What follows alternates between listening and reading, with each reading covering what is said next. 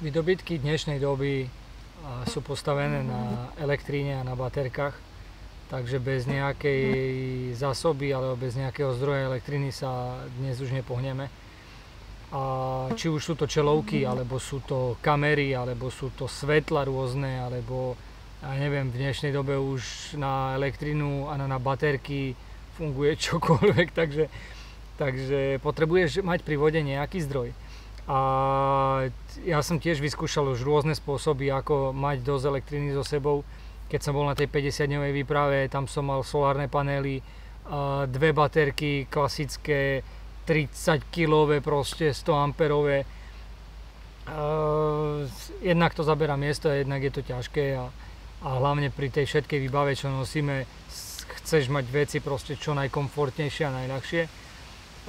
Tak som to vyriešil litiovou baterkou a toto je akože strop. Celé to váži 8 kg. Má to 140 amperov, takže kapacita väčšia ako klasické baterky, ktoré sme používali.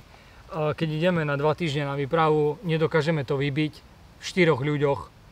Hej, už sme to skúšali tak, že ja som fungoval s Nikou, Lukáš fungoval s Jarkou a proste nedokážeš to vybiť. Alebo keď to používame ako powerbanku, nabíjame cez to telefóny, čelovky, GoPročku, svetlo pozičné na brehu, mám na to napojené v noci svetlo, ktoré nám osvetľuje miesto, ledku, používame to na sprchu, ten zapaľovač, hej, keď som vravel, že na zapaľovač, tak mám tam aj zapaľovačový vstup.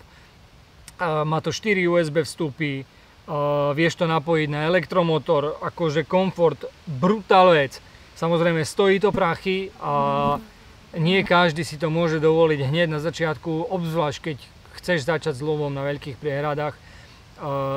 Do tej výbavy dáš kvantum peňazí, ale myslí na to, že tie peniaze sa ti vrátia naspäť, obzvlášť ak budeš investovať do tých správnych vecí.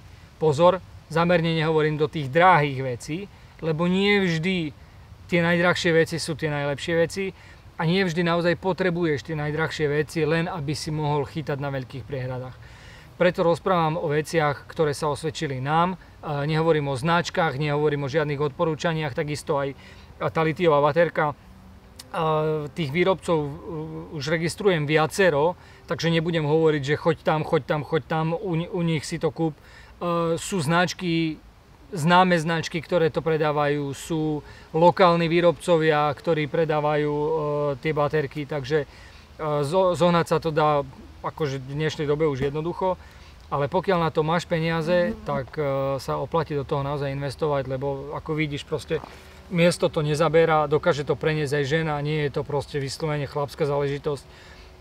Keď ideš s manželkou, s partnerkou k vode, tak proste nedáš jej vlačiť tie 100 amperové baterky, čo sme mali, tie klasické gelové, tak to vážilo, ak vravím, 30 kg, hej, to nedáš proste kočke, žene odniesť, sestre, zober mi baterku, proste my sme to vlačili niekedy po dvaja, hej, z vody, keď si s tým potreboval výsť, proste v žiadnom prípade. Je to malé, je to skladné a tá kapacita proste je to bomba. Nabijem to, ja neviem, tak 4-5 krát za rok ju nabíjam a životnosť to má 1000 cyklov. Cyklov znamená nabiť, vybiť. Takže koľkokrát ju budeš nabíjať, toľko cyklov jej zoberieš. 5 krát za rok a hovoria o životnosti 10 rokov ako životnosť tých článkov. Nehovoriac o tom, že tie články sa dajú vymeniť a ďalej máš plnohodnotnú baterku. Takže ako nie je čo riešiť, je to len otázka peňazí, ale pokiaľ si to budeš môcť dovoliť, tak sa oplatí do toho investovať. A ešte na margo toho poviem, ako som k tomu prišiel, hľadal som nejaký zdroj na telefóny, na čelovky a to. A nebudem menovať značka, ale určite ju poznáš, keď sa venuješ kaprarine, tak si sa s ňou stretol. Známa veľká značka, ktorá má powerbanku.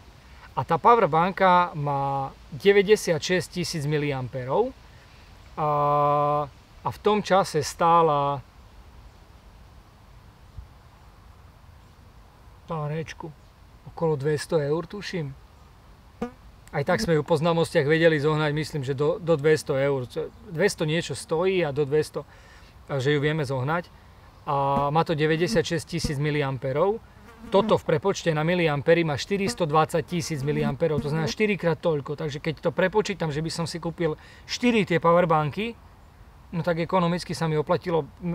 Nás v tom čase vyšla táto baterka na 480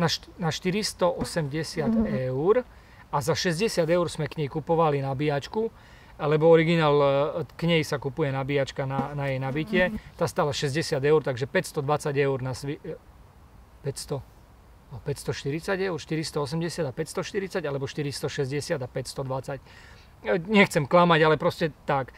V dnešnej dobe trošku sa situácia zmenila a tie ceny išli hore, ale myslím, že do nejakých 700 eur sa stále kúpiť tá baterka dá.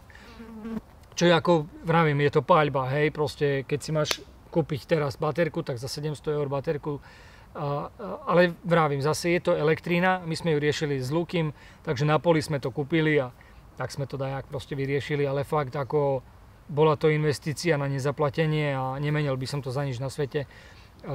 Poznám chlapcov, čo majú 2-3 také baterky, dokonca sú s väčšou kapacitou baterky, ktoré sa používajú k elektromotorom, 230 amperové.